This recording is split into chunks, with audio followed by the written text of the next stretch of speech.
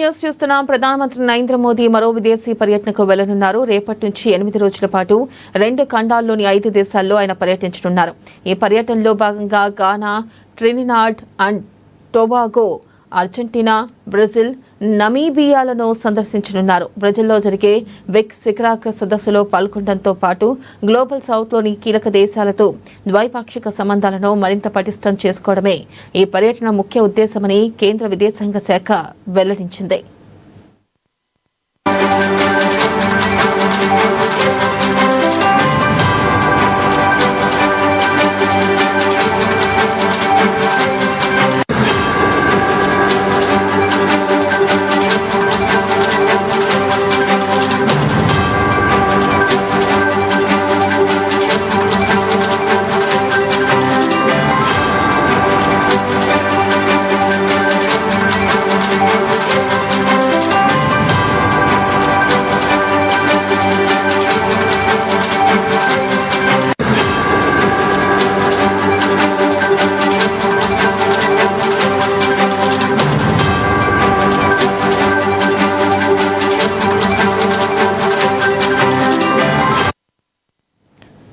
Breaking news చూస్తున్నాం. ప్రధానమంత్రి నరేంద్ర మోదీ మరో విదేశీ పర్యటనకు వెళ్లనున్నారు. రేపటి నుంచి 8 రోజుల పాటు 2 ఖండాల్లోని 5 దేశాల్లో ఆయన పర్యటించనున్నారు.